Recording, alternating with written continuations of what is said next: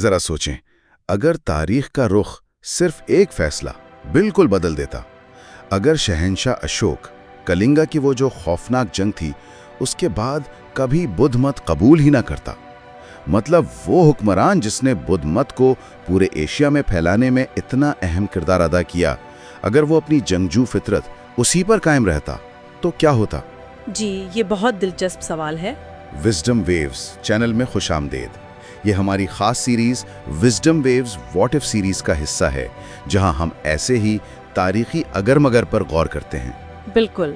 آج ہم کچھ آپ کہیں تاریخی تجزیے ہیں، کچھ تحریریں ہیں، ان کا ذرا گہرائی سے جائزہ لے رہے ہیں، جو اسی سوال کو دیکھتے ہیں کہ بھئی اشوک کے فیصلے کے بغیر دنیا کیسی ہوتی۔ اچھا، تو مختصراً پس منظر یہ ہے کہ اشوک موریہ سلطنت کا تیسرا حکمران تھا، تقریباً 273 سے 232 قبل مسیح، اور اپنے شروع کے دور میں وہ فتوحات کے لیے کافی مشہور تھا، بلکہ کبھی کبھی تو کافی بے رحمی سے۔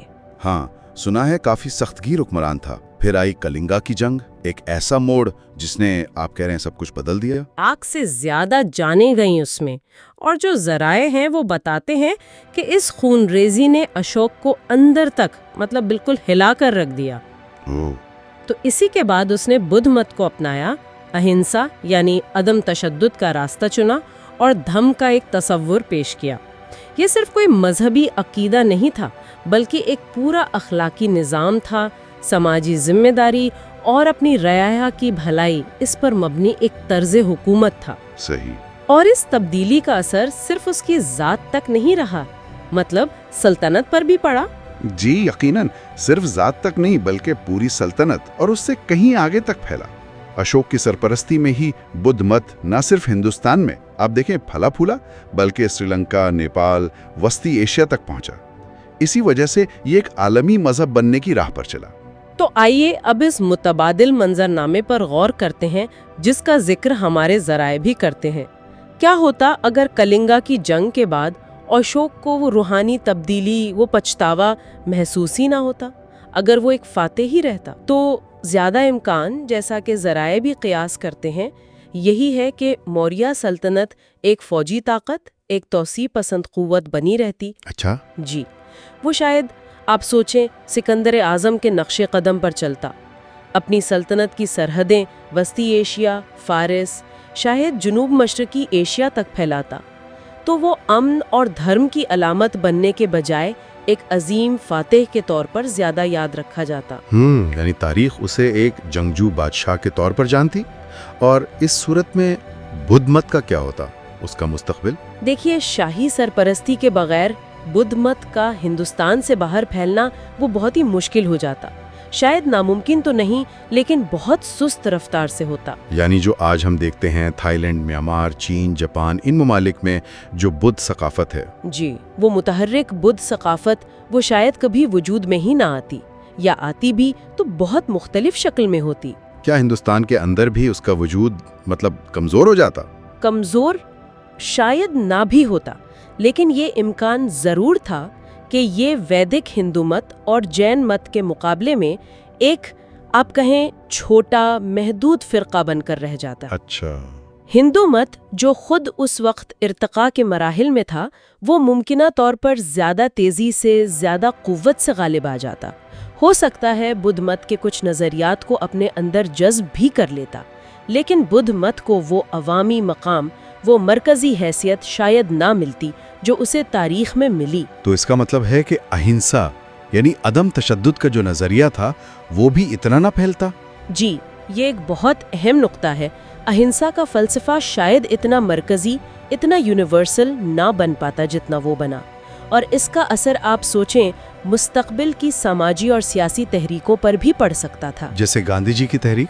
بالکل، حتیٰ کہ گاندھیائی فلسفے پر بھی، جو اہنسا سے بہت گہرا متاثر تھا، تو وہ اثر شاید کم ہوتا یا مختلف ہوتا۔ یہ واقعی حیران کن ہے کہ کس طرح ایک حکمران کی ذاتی روحانی تبدیلی نے پورے خطے کی आप कह लें ثقافتی اور سیاسی سمتی بدل دی۔ ویسے اگر آپ ایسی ہی گہری تاریخی باتوں میں دلچسپی رکھتے ہیں تو وزڈم ویوز کو سبسکرائب کرنا نہ بھولیں۔ اور عالمی سطح پر بھی اس کے گہرے اثرات ہوتے۔ بدھ مت کے بغیر جو شاہراہ ریشم ہے، سلک روڈ، وہ شاید صرف ایک تجارتی راستہ رہتا۔ اچھا، جی، وہ ثقافتی اور مذہبی نظریات کے تبادلے کا وہ اہم ذریعہ نہ بن پاتا جو وہ بنا۔ چین، جاپان، تبت، ان علاقوں میں بدھ مت کی غیر موجودگی آپ تصور کریں ایشیا کے روحانی منظرنامے کو بالکل مختلف بنا دیتی۔ تو وہاں کیا ہوتا؟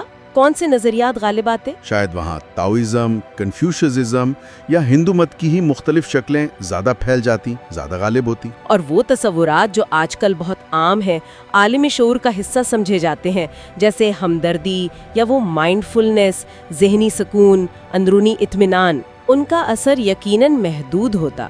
یہ تصورات بدھ مت کے ذریعے ہی تو پوری دنیا میں پھیلے۔ آج کل جو ذہنی صحت اور مراقبے پر اتنا زور دیا جاتا ہے، اس کی جڑیں بھی کہیں نہ کہیں آپ دیکھیں بدھ مت کی تعلیمات سے ہی جڑی ہیں۔ اشوک کے بغیر ان نظریات کا عالمی سفر شاید بہت سست ہوتا یا شاید ہوتا ہی نہیں۔ تو یہ تجزیے ہمیں یہی دکھاتے ہیں کہ اشوک کی وہ تبدیلی وہ صرف ایک بادشاہ کا مذہب بدلنا نہیں تھا، یہ ایک ایسا واقعہ تھا جس نے برصغیر اور پورے ایشیا کی تقدیر پر بہت گہرے انمٹ نشوس چھوڑے۔ بالکل، اور یہ تاریخ میں انفرادی فیصلوں کی طاقت کو بھی ظاہر کرتا ہے۔ اگر اشوک اسی عسکری توسیع پسندی کے راستے پر چلتا رہتا تو ہندوستان شاید ایک بہت بڑی فوجی سلطنت کے طور پر ابھرتا، بجائے اس روحانی اور ثقافتی مرکز کے جس کے طور پر اسے بعد میں جانا گیا۔ جی، یہ واقعی سوچنے پر مجبور کرتا ہے کہ ایک شخص کا ضمیر، ایک فیصلہ کیسے تاریخ کا پورا دھارا موڑ سکتا ہے۔ تو آخر میں یہ سوال چھوڑ جاتے ہیں کہ اگر اشوک نے ریاست اور روحانیت کو ملانے کا یہ انوکھا ماڈل پیش نہ کیا ہوتا تو ایشیائی سیاسی اور سماجی فلسفے پر آنے والی صدیوں میں کون سے دوسرے نظریات یا طاقتیں غالب آ سکتی تھیں۔ اگر آج کی یہ گفتگو آپ کو پسند آئی، کچھ سوچنے کے نئے زاویے ملے، تو اسے لائک ضرور کریں اور کامنٹس میں اپنی رائے بھی بتائیے گا کہ آپ کے خیال میں کیا ہوتا اگر اشوک بدھ مت قبول نہ کرتا۔